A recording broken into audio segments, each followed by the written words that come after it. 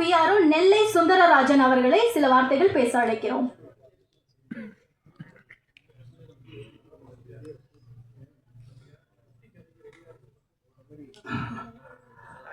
பொதுவாக ஒரு இயக்குனர் தயாரிப்பாளர் எந்த அளவுக்கு கஷ்டப்பட்டு இந்த படத்தை உருவாக்கியிருக்கார் என்பதை ரொம்ப உருக்கமாக அற்புதமாக பேசினார்.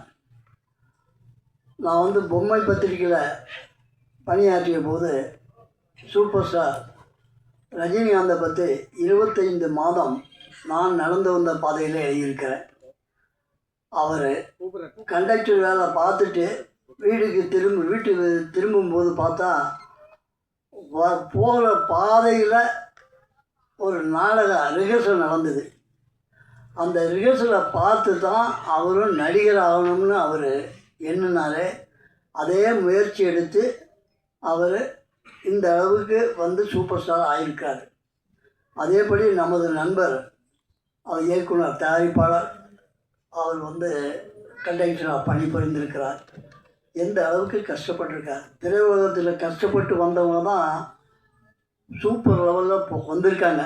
அந்த லெவலில் நிச்சயமாக இந்த படத்தினுடைய ட்ரெய்லர் பாடல்கள் எல்லாம் நாம் பார்த்தோம். ரொம்ப பிரமாதமாக பண்ணியிருக்காங்க. இந்த கடின உழைப்பே அவரை மேன்மேலும் இந்த படத்தை வெற்றி பெற செய்யும் என்பதை நான் வணங்கும் ஐயப்பனை வேண்டி விடைபெறுகிறேன்.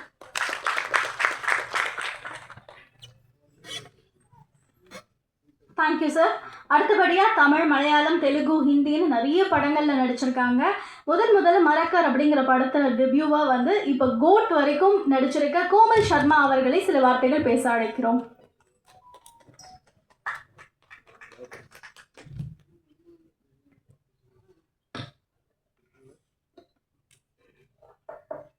எல்லாருக்கும் மாலை வணக்கங்கள். என்னோட ஒரு ஜஸ்ட் வேண்டுகோள், கொஞ்சம் ஒரு நிமிஷம் மட்டும் நீங்கள் பெல்காம் அட்டாக்ல சர்வைவர்ஸ்க்கும் அங்கே பலியான பீப்புளுக்கு கொஞ்சம் கேன் வி ஜஸ்ட் ட்ரிபியூட். எல்லாருக்கும் மாலை வணக்கங்கள். நான் விஜய் சொன்ன மாதிரி அஃப்கோர்ஸ் ஜான் சார் எப்போவுமே நமக்கு தெரியும் எல்லாம் புது புது டேலண்ட்ஸை ப்ரமோட் பண்ணுவாங்க. நானே நிறைய வாட்டி பார்த்துருக்கேன். அவங்களோட ஸ்டூடெண்ட்ஸ், அவங்க அசிஸ்டண்ட்ஸ் பயங்கரமாக இப்போது கலக்கிட்டு இருக்காங்க இண்டஸ்ட்ரியில். இந்த படத்தில் நம்ம ராஜசோழன் சார் ரொம்ப பிரமாதமாக 3 விஷயம் பேசியிருக்காங்க. கல்வி பற்றி ரொம்ப இம்பார்ட்டண்ட்டாக பேசியிருக்காங்க. ட்ரக்ஸ், இப்போ இருக்கிற யங் ஜென்ரேஷனோட மைண்ட் எப்படி கரெக்ட் பண்ணுறாங்க ட்ரக் வச்சுட்டு. அண்ட் 3வது விஷயம் உமனை எம்பவர் பண்ணுறதுக்காக அவங்க பண்ணியிருக்காங்க. இப்போது நம்மளோட நாடே ரொம்ப பவர்ஃபுல் ஆக்குறதுக்காக உமன் எவ்வளோ இம்பார்ட்டன்ட்னு நமக்கு தெரியும். ஆனால் விமன் எஜுகேஷன் பற்றி பேச போனோன்னா இன்னமும் இந்தியாவில் பார்த்தீங்கன்னா ஒன்லி ப்ரைமரி எஜுகேஷன் வரைக்கும், சில ஸ்டேட்ஸில் நீங்கள் பார்த்தீங்கன்னா even secondary education like primary education up to 5th standard, secondary education up to 10th standard வரைக்கும் இருக்குது. ஆனால் அவங்க எல்லாருக்குமே தெரிஞ்ச ஒரு விஷயம் என்னென்னா 10வது படிச்சுட்டு எந்த ஆர்கனைசேஷன் அவங்களுக்கு வேலைக்கு வைப்பாங்க. ஸோ என்னோடய வேண்டுகோள் என்னன்னா, ப்ளீஸ் காலேஜ் வரைக்குமே ஃப்ரீ எஜுகேஷன் கொடுங்க. அப்போ தான் நம்மளோட உமன் இன்னமும், ஏன்னா அவங்களோட ஒரு பையன் இல்லை பொண்ணுன்னா அஃப்கோர்ஸ் பையனை தான் அவங்க படிக்க வைப்பாங்க, பொண்ணை அவங்க கல்யாணம் பண்ணி கொடுத்துடுவாங்க. ஏன்னா அந்த ஒரு இப்போ இந்தியாவில் இருக்கிற எஜுகேஷனோட செலவு அவ்வளோ அதிகமாக இருக்குது. அப்படி பண்ணிங்கன்னா இன்னும் நிறைய பெண்கள் படிக்க வருவாங்க. அண்ட் உமனோட நீங்கள் எஜுகேஷன் பார்த்தீங்கன்னா இப்போவும் அந்த பெஹல்காம் அட்டாக் கூட நடந்துகிட்டு இருக்கிற விஷயங்கள் அந்த டெரரிசம் ஆர்கனைசேஷனில் நீங்கள் பார்த்தீங்கன்னா எல்லாம் அங்கே இருக்கிற பிகர் லீடர்ஸ் படிச்சிருப்பாங்க. ஆனால் படிக்காத பீப்புள் தான் இது போயிட்டு ஆஸ் அ ஹியூமன் பாமா அப்படியெல்லாம் அவங்களோட மைண்ட் கரெக்ட் பண்ணிவிட்டு, எஜுகேஷன் இருந்தால் அவங்க மைண்ட் செட் இப்படி மாறாது. எஜுகேஷன் இருந்ததுன்னா இன்னமும் காஷ்மீர் டெவலப் ஆகிருக்கும்.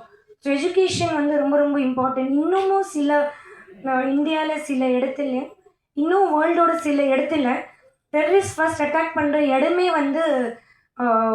ஸ்கூல்ஸ் அதுதான் இருக்குது. அதோட ஒன் எக்ஸாம்பிள் வந்து மலாலா யூசப் ஜாய். அவங்கள வந்து நான் எஜுகேஷன் எடுப்பேன்னு சொல்கிற இடத்துல போயிட்டு அவங்கள சுட்டிருக்காங்க. அவங்கள மட்டும் எஜுகேட் பண்ணாமல் இன்னும் நிறைய லேடிஸை வந்து எஜுகேட் பண்ண ட்ரை பண்ணாங்க. அவங்கள சுட்டாங்க.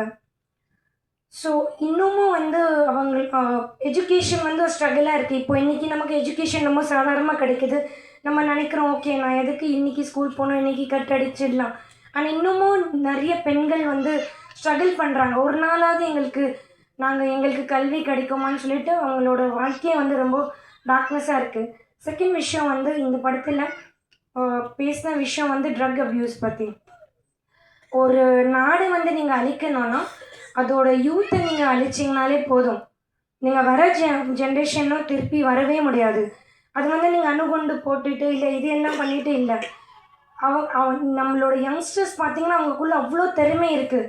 ஆனால் அந்த திறமைக்கு ஒரு திசை இல்லை.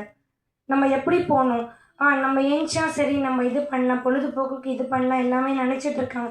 ஆனால் அவங்களுக்கு கரெக்டான ஒரு பாதை இல்லை. என்கிட்ட திறமை இருக்குது, இந்த திறமையை நான் எங்கே காட்டணும், என்கிட்ட இந்த திறமை இருக்குது, நான் எப்படி எடுத்து போகணும். அதனால தான் அவங்கள அந்த எம்டி மைண்டு வந்து டெவில்ஸ் ஹவுஸ்ன்னு சொல்லுவாங்க. அவங்களுக்கு தெரியல என்ன பண்ணணும் இது ஆச்சுன்னா. ஸோ அதனால அவங்க இந்த ட்ரக்ஸ் அந்த விஷயத்தில் எல்லாமே வந்து விழுறாங்க. ஸோ எஜுகேஷனும் நீங்கள் ட்ரக் ஃப்ரீ சொசைட்டி பண்ணிட்டீங்கனாலே உங்கள் நாடு வந்து ரொம்பவே வலிமையாகிடும். அது நான் நம்புகிறேன். அதுலேயே வந்து உமன் எஜுகேஷன் வந்து ரொம்ப ரொம்ப இம்பார்ட்டண்ட். பிகாஸ் எஜுகேஷன் வந்து உங்களை ஈக்குவாலிட்டி வந்து காட்டுது, எல்லாருமே சமமாக நினைக்குது, ஒரு ரொம்ப பீஸ்ஃபுல்லான ஒரு கண்ட்ரி உங்களுக்கு உருவாக்குது. உமன் எஜுகேஷன் உங்களை உமன் எஜுகேட்டடாக மட்டும் இல்லை, உங்கள் நாடு உங்கள் ஃபேமிலி மட்டும் நீங்கள் அதுக்கு பலம் நீங்கள் கொடுக்கல, உங்களோட எக்கனாமிக்கலாக கூட நீங்கள் டெவலப் பண்ணுவீங்க உமனை நீங்கள் அதை பண்ணும்போது. அது ரொம்ப பியூட்டிஃபுல்லான மெசேஜ் கொடுத்துருக்காங்க.